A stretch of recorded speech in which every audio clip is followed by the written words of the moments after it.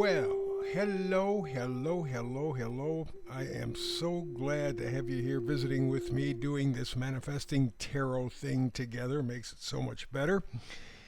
This is a tarot reading unlike any other that I've ever seen or heard. And I've done tarot for over 20 years, astrology, numerology for over 50. And I've never seen a tarot reading like this because I combine, where appropriate, numerology and astrology along with the tarot. Think of it this way. The astrology and numerology are a door.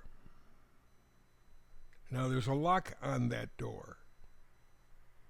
And the key that opens that door is the tarot manifesting energy. You open up that door, you step into the future. Future that you design in your own head, not on a laptop, a desktop, a smartphone, AI, none of that stuff. You use your human kryptonite. Now, here's where it gets a little bit tricky. The ability to manifest is a God-given gift. We have it right from the moment we're born, although I think you need a certain amount of mental capacity to be able to utilize it. So I'm thinking 4, 5, maybe 6. That's when kids start to notice themselves in relation to the world, and they begin to want to know things, they begin to want things. And so that requires the ability to manifest. Now, it's already been sitting there dormant since birth, but now it gets activated. The problem is that it gets taken out of us. Because the people who run the planet, and have run it for a long time, don't want you to think. In fact, John D. Rockefeller infamously said, "I want a nation full of workers, not thinkers." That's exactly what he got. He reformed, reshaped in the early 1900s our school system. He reshaped medicine into the farce it is today.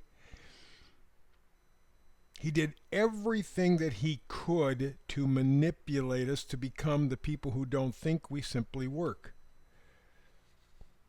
And as proof of how well his plan worked, people actually think that when they graduate from college, less today, certainly we're beginning to wake up, but when I was growing up and years before, you go to school, you get a degree, you go to work, you work your whole life, you retire at 65, and then within 5, 10, maybe 15 years, if you're lucky, you're dead. That's your life. So you spend 50, 60 years making the rich people richer. Now, who determines what rich is? They're the ones who did that. They tell you what's valuable and what isn't. We think of money, but back in Roman times, salt was just as important, if not more important, than money. Yeah, I know, isn't it crazy? And throughout history, there were things like bartering. This money thing is insane, and now they want to get us to the point where it's all electronic so that they can do with the money whatever they want. Most importantly, keep it away from you, like they did with the Canadian truckers. You're saying things, you're thinking things that hurt us, the rich people. We'll take away everything. So the manifesting thing is a God-given gift. And that's what I work from. That's the platform I work from. I use the astrology and numerology to build the platform, and then I take the tarot and take you through that door that I was talking about in the beginning. Tarot does not predict, it shows potential. Numerology and astrology are cycles. You combine the two, you get a super powerful reading that's useful. You actually understand what the hell is going on. And today, as you can see here, the message is time is running out. Tick-tock. You have to line things up in your life. You have to line up, if you believe in frequency, which I do, you have to line up the frequency of your mind, your body, your spirit. Get all three pulling together, not working against one another, because you can feel one thing and think another thing and then do something else yet. It doesn't create a friendly, positive, productive situation. So the goal right now is to line up your frequency for your mind, your frequency for your body, frequency for your heart. That's a pretty big job because it means that you're going to have to do a little bit of focusing. It means that you're going to have to tackle some stuff. But time is running out. You need to get to the important stuff, and that's what we're here for. So that's why the tarot is the power of your potential. The astrology is the door. The tarot, it's the key to the door. And that's what I try to line up for you. I don't try to baffle you with bullshit and use words and terminologies and ideas that, make me sound smart. That's been one of the biggest problems I've had doing astrological charts for 50 years. How do I distill it down? Because there's too many parts and pieces. There's all different planets, different houses, different positions, different angles, different. And by the time you're done with the reading, you feel sorry for the person who you did the reading for because they can't make heads or tails out of it. They can't use it. This is not the case. This is laser directed stuff. How do we do that? Here you go. A little bit of tarot. I said that's the key to the door to your future. This is the way we set it up. You got the karmic manifesting messages, which are directly tied to the 3 card places. That's all I use is 3 cards. Nikola Tesla says if you understood the power of 3, you would understand the universe. For Christians, you got the Trinity. A whole bunch of others examples of how important 3 is. So I stick with 3 cards, and that's the way that we go. That's the way we roll around here. First card, Lovers. Now, when people first see this in tarot, they go, oh, romance. All their little private organs get jiggly and tingly and stuff like that. Could be that. The odds are it's not. The Lovers is talking about relationships. Yeah, love, romantic love, yeah, but communication, union, working together, separate but together and complementary. Yeah. And so what that means is your inner self and your outer self have to communicate with one another. We don't do that. We stay distracted. That's exactly the way the people who run the world want us to be. If we're distracted, we're impotent, and that's exactly what they want. So what the Lovers in this reading are saying, look for real union with yourself. Make yourself consistent. Same energy, a unifying energy, the mind, the body, the spirit. You have to, because this is the Lovers, it's 2 people, it's a decision to communicate with yourself. Next card is the 8 of Pentacles. Pentacles are our value system, but our value system's screwed up. We live in a world right now where we only value money. And again, the people who have the power are selling their own system. So when you hear somebody goes, well, that's unpatriotic, or they're creating problems for democracy. Bullshit. What they're creating problems for are the people who have the money. Because all it takes is for you and I and a bunch of other people to go, no, keep your money, keep your dollars, we're going to barter, we're going to do this on our own, we don't need you. So many of us, they can't control it and they lose all the power.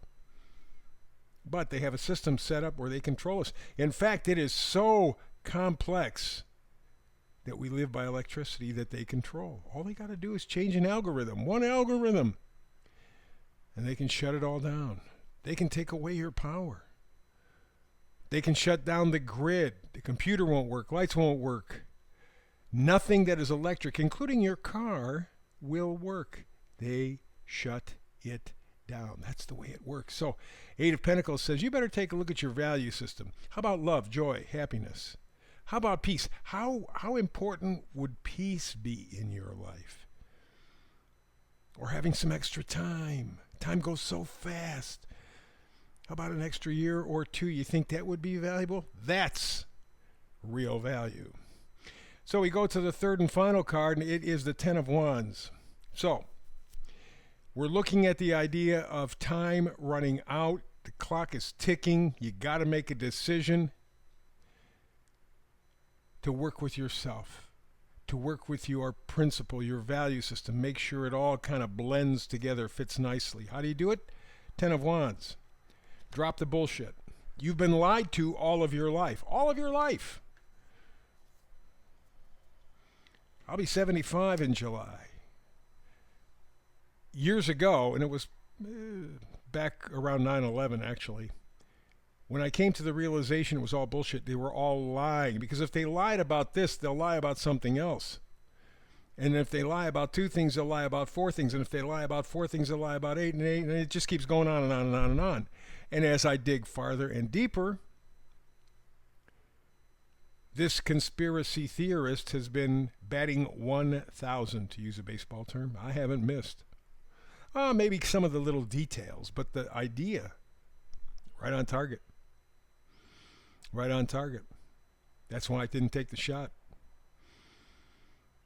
So the idea that we're looking at here in this reading is look for a real union with yourself. Try to develop your potential in that union of mind, body, spirit, and stop digging the hole. Put down the bullshit, the crap, the lies. Face the truth. Yeah, I know it's painful, but it's the only way to set yourself free. Let's go to the astrology because it does kind of fit in nicely. We're going to be talking about the power of revolution. We're talking about the planet Uranus, which is the planet of revolution, which, by the way, was in the same position 1776 that it is now when we did have the revolution. So Uranus is the planet of electricity, excitement, and it's also erratic. It'll surprise the shit out of you in a heartbeat. And Uranus in Gemini, which is where Uranus is right now, will definitely surprise the shit out of you. But the last time it was in Gemini was 1943-44. That was the year that the U.S. military began turning weather into a weapon. It was called Project Cirrus, as in clouds. And they had so much fun, they've been playing with it ever since. And you look in the skies today, you see the chemtrails? That's from Project Cirrus. They're now using it against us. Now, you start at 1943 with Project Cirrus, go 20 years later. That is a supportive astrological angle, and I'm not going to get into that. But 20 years or so later, 1965, talk about revolutionary changes. The Vietnam War kicks into high gear. Voting Rights Act is passed, and the first American walks in space. All pretty revolutionary stuff, but you notice it wasn't all good. And if it started out good, it turned sour real fast. That's Uranus, and that's what we're going through right now. That's what we're going through right now. We're talking about voting. We're talking about voting machines. We're talking about the chemtrails in the sky. There's this whole space thing going on. Are there boogeymen up there watching us? Are they going to invade us? All these things come back. All these things come back some 84 years later. So that's the importance of what we're going through, and that's why it's so vitally important for you to make sure that you make the decision to work with your inner and outer self, that you decide to work on your value system, and you just put down the lies. Stop. You got to move on with your life. So that's it for the reading this time around. We have covered more ground than a fat man's shadow. Thank you for being here. I appreciate it. But there's one more note before we leave, and that is please like and subscribe. There is a huge but very quiet, very sneaky battle going on the internet. They are taking down websites. They are removing subscriptions. They're not saying anything to anybody. They just take them down. They just erase them. They just go away. It's not what the powerful people want to hear. And so please like and subscribe and join me again tomorrow. We'll come back. We'll do more Tao manifesting tarot with tarot and astrology, numerology, whatever it takes to help you make the pictures of your future in your own mind. Keep you in charge. Don't give an inch to that damn AI. Don't let a machine think for you. Remember the Garden of Eden? I don't care whether you think it's a fairy tale or not. The storyline is, are you going to go with what you know, or are you going to give in to somebody else? Your choice. Like and subscribe. Help me out in that regard. See you tomorrow. Same time, same station.